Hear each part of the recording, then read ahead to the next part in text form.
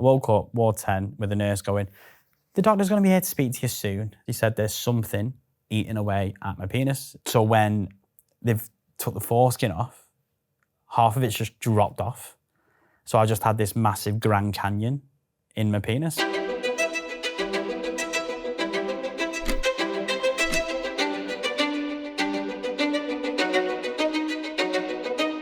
I woke up one morning, went for a morning wee like every guy does. I felt it at first and I went, okay.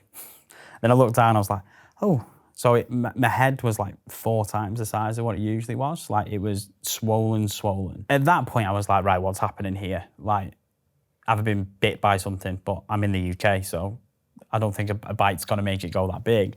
So I went for my first immediate thought, which was, look, it could be an STD here.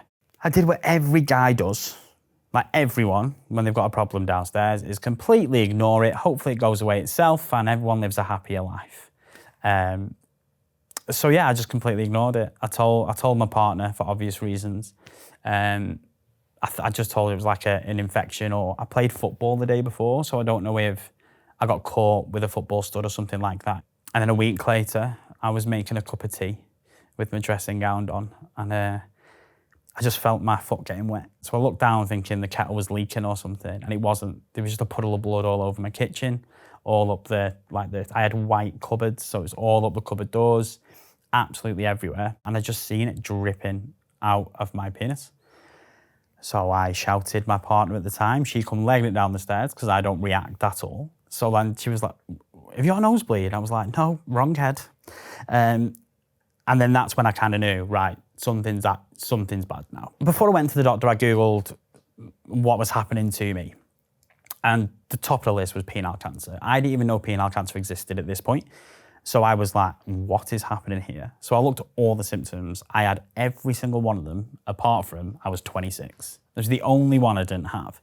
So when I sat down with the GP, he had a look, he's seen it, and then he told me it's most likely an infection called balanitis, which is a bacterial infection of the penis. And the way to treat that is steroid cream. So I looked at him and went, but I've got every symptom of penile cancer. Like, is there a chance it could be that? And he looked me dead in the eye and went, no, I've never heard of anyone getting it at your age to the severity it would be to be like that. It's 90% just an infection, so put this cream on and we'll see how it goes. So obviously when a doctor tells you you don't have cancer, I tell you what, you don't question it. You run out, you do the Billy Elliot skip on the way out that door and you celebrate going, right, let's just put this cream on and we're absolutely fine. I think it was like 2 weeks later, the pain started. Halfway through the night, I kind of woke up with a bit of discomfort down there. So I went to the bathroom and I was getting like dischargey thing, and the pain started, and it felt like, to begin with, someone was just pinching the end of my penis, which was bearable, but I was like, I'm meant to be treating this. What's happening here? Again, I did what any man did and that any man would do, and that's ignore it and keep putting the cream on and pray for the best. And then it intensified over the next couple of days. So if you picture, the best way of saying it is like a needle going into the end of my penis repeatedly, like on repeat, consecutively, no respite at all. The only time I could be pain-free if I was in a bath because of the warm water, and I kind of had to like pull the skin of my penis up and down. But then when I did that, then flaky bits would come out as well. So that scared me because I was like, hold on, what is this? What's happening here? I immediately just went, no, this is not okay. Went to the GP, and the GP just turned around and went, no, it's still balanitis. You've just got it really, really bad. So let's up your dose on the steroid cream. We'll go to a different milligram and let's try and blast it out. And I was like, okay, no worries. 2 days later, I was in my brother's car in Morrison's. I just passed out in his front seat. So I was talking to him 1 minute, next minute I wasn't. And then I woke up and I looked down and there was blood everywhere. Like I was just sat in this puddle of blood. The only thing I could really use, we had McDonald's napkins because we just ate a McDonald's. So I was trying to clean myself up with a McDonald's with my cock out in the middle of Morrison's car park. How I didn't get arrested, I don't know. But that's when I went, right, I'm going hospital now. I was sat in A&E with them sick buckets you get in A&E, literally just dangling down underneath me. And I was sat there for ages. And so people were just seeing blood just dripping into this sick bucket under, like, God knows. People to this day must genuinely think I put it in some weird place and got it like chopped off or something. So we went to the hospital and I got seen by an out-of-hours GP.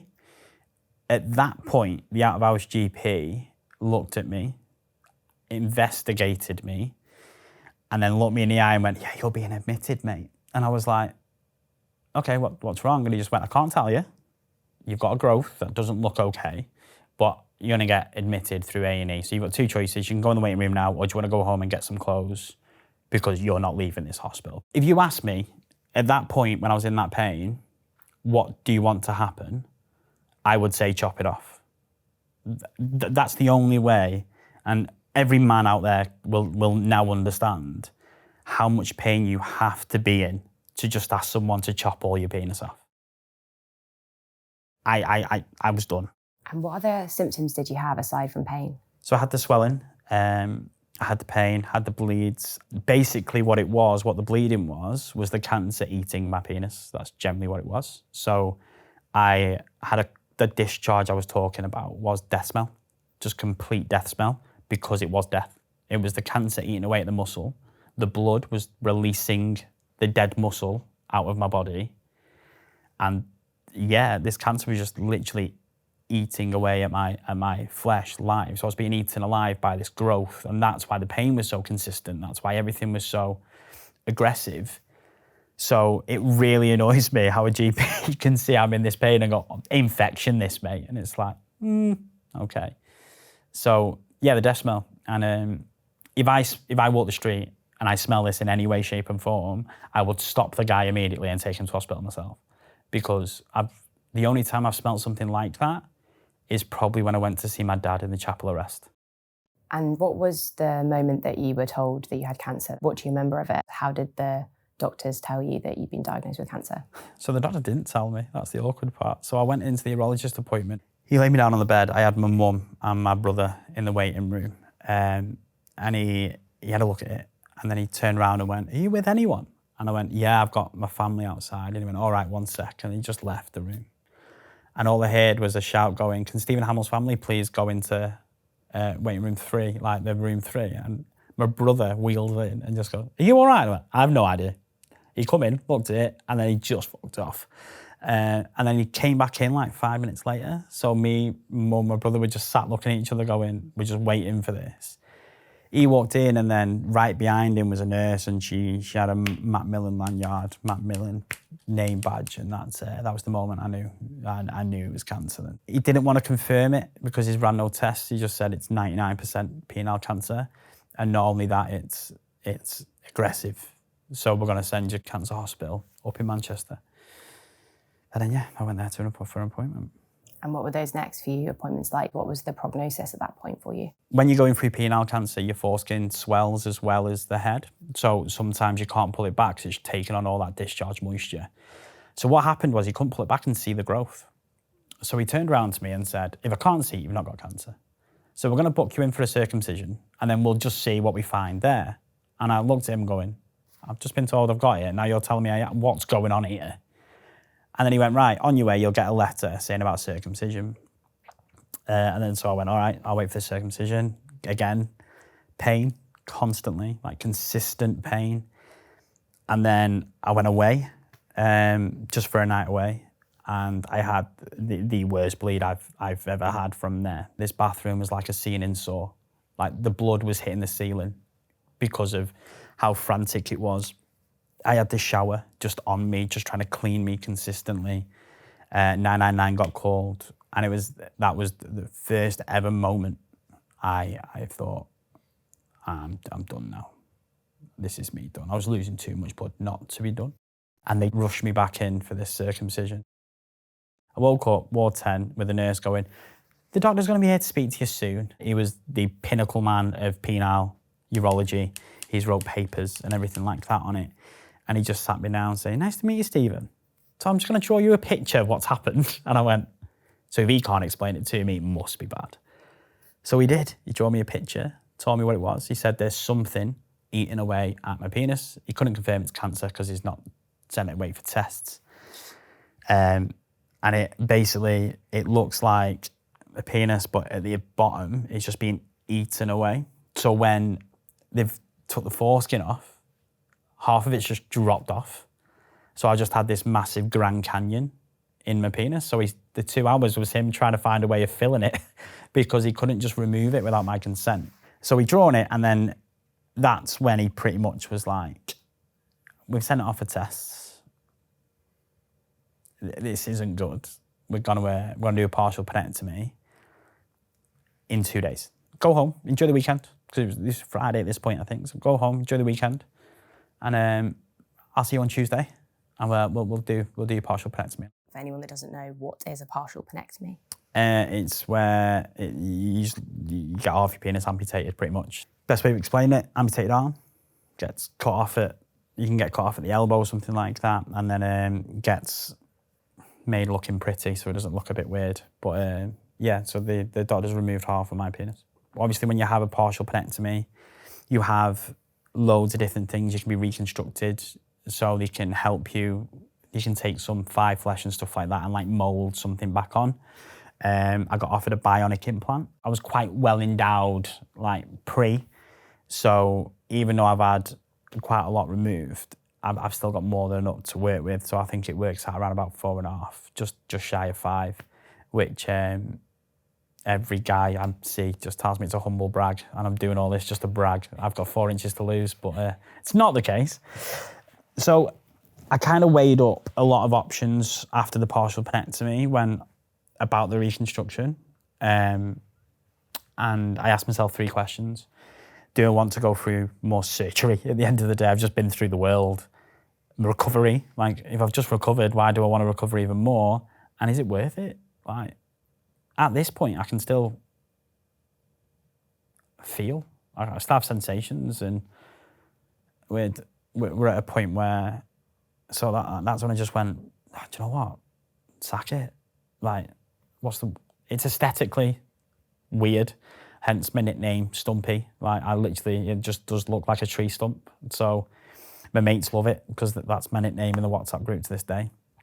But yeah, it's a strange one to come to terms with. But when they took it away, I was dying, so take it. They could have took it all. I was in that much pain. Take it all. So when it comes to the recovery process, what was that like for you? And what was it like when you saw your new penis for the first time? I actually remember them taking the bandage off the first time and seeing it.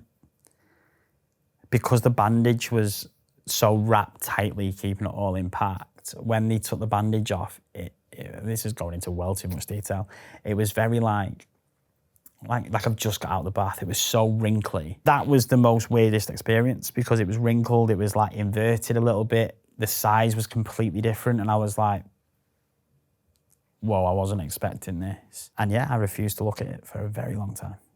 I'd have a shower. I'd make sure the mirror was facing upwards. I would make sure it was covered at all times. I did get told I was going to die. That was at my next appointment, pretty much after the partial penectomy. And I think that's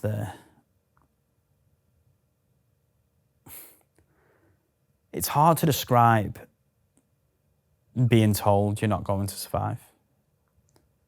Because people automatically assume, right, it's the worst news you can ever hear. It's actually not. Because there's nothing you can do to change it. Because in my head, if I had the less than 12 months they said, I don't want that to be me in a hospital bed, me on the couch, me with all these things coming out of me and being... Because the memories you have is the most recent memories. And I know people say I remember the whole life, but the most memories you realise is the most recent. And I didn't want that to be everyone crying around me, or I just wanted it to be, all right, let's try and do things. Let's put on my big boy pants and let's just crack on. And that was the conscious decision I made at that point. I was upset. I wasn't married, didn't have kids. I was also 26, it's a pretty young age today. But I was okay with it because I was like, if it is my time, it's my time. It was July, like coming up to July, and we were heading to pretty much find out how many lymph nodes were diagnosed with cancer. That was the appointment I was going to. So everyone was driving there, all doom and gloom, because it was just the day we were told, what's next? What's next? Is it going to be blast of chemo? What are my options to prolong as much as I can? And yeah, so we sat down in the room and he turned around to me and he was laughing as he walked in the room. And I was like, hold up a minute. He was happy as Larry. And I was like, what's going on? And then he just sat me down and went, your lymph nodes are weird, mate. And I was like, what do you mean? And he went, so how lymph nodes work, if they're like raised and bumpy and abnormal, it means they're cancerous, right? All of mine were like that. And he just went, it's just your lymph nodes apparently. We've tested all of them and all of them are cancer-free. And I was like, is he telling me I'm going to be all right? And he was like, yeah. And then obviously everyone's dead delighted. I just slumped in my chair and just stared. Everything was dead white in the room as well. And I just stared at the back of his computer screen. And everyone thought I was being quiet just because I've just been told this amazing news. No, I was being quiet because I had no idea what to do anymore. I now have to live with having half a penis. I now have to live with telling people these stories. I now have to live with dating again. Like, granted, I had a partner, but you never know what's going to happen. There was plenty of times I sat in my room and made lists and debated, is it even worth doing this anymore? Luckily enough, I always come to the terms with, I've just beat cancer. If I commit suicide now, it's going to do more of a negative than it is a positive. Yeah, it's a dark, dark place. And I guess now 7 years on, like how have you gone from that dark place to where you are now? What's your journey and recovery been like from that point? Learn yourself. You have to learn your body again to trust yourself, I think. I'll be honest, it was in relationships and stuff, it was probably only recently I would say I've turned the corner. Look, the NHS don't give you a leaflet how to tell someone you've got half a penis. Like, nothing's right. Because let's be honest, let's put it in perspective, and this is what I talk about a lot. I could tell him straight away, very presumptuous, isn't it? Hi, I'm Stephen. By the way, I've got half a cock. Why would I want you to know that in the first conversation? And people will presume that I'm just looking for sex, so that's not really dating. I could go too late, then it turns into more of a plot twist. Like they're just about to pull my pants down. I'm like, oh, hold up. I probably need to tell you something about that. And then it just kills the mood and it doesn't happen. And how would you tell them? Like, you just say, hi, I've got half a penis. Or do you go around the cancer journey? Because if you say, look, I've lost half a penis to cancer, then the conversation goes a lot more deeper than where you probably want to be on a second date, right? So it's literally a minefield. I'll be honest, I've told people and I've been ghosted. People have just not replied. I've told people and they've gone too eager. That's kind of made me go, I'm okay, you know, I'm gonna go this way. It's a fetish, isn't it? Being an amputee there's a fetish for it. And I have literally got the Michael Jordan, LeBron James of amputees in the sex world, right? My anatomy is cutting off, like it's the peak. I've been offered life-changing money to sleep with people. Like I'm talking top 10% OnlyFans creators. Some have reached out and offered me a lot of money. I've been offered to go into the porn industry for that kind of thing because I'm one of one. But then I've told people that I've just laughed about it or I've made a joke, and I think that's what I'm like, oh yes, I like that. Why have you started to speak out about your experience, and why do you feel it's important to raise awareness about penile cancer? So there's a stat I found out, which was any 10 people, 8 people didn't know penile cancer existed. Every man knows their penis very well. Like, if a man told me they don't know every vein in their penis, I'd be heavily surprised. So if anything is a bit wrong, they're gonna know, and don't ignore it. That's the biggest thing I can say, don't ignore it. Because it starts off as like a red spot, it can be, and that's when it elevates and grows. So if you're 22 and you've got a red dot, because let's be honest, I probably would have had a red dot at some point in my life that I've just completely just ignored. And then it's got to the point it's turned into that growth. If you get to the growth where I was at, then you need to be quick, because I think it worked out from the growth starting and a month is the difference between like having just like a little tiny skin graft and having a glanzectomy and then death after that. And you bravely shared your story with us and also do it with a sense of humour, and it feels like that's quite an important part of your journey. You can go through as much trauma as you can, and you can be in some really dark places. If you find a little part of that you can have a laugh about or you can joke about, you're on to a winner. Life's tough. Life is always going to be tough. It's how you manifest the good things and accept the good times to tackle the bad.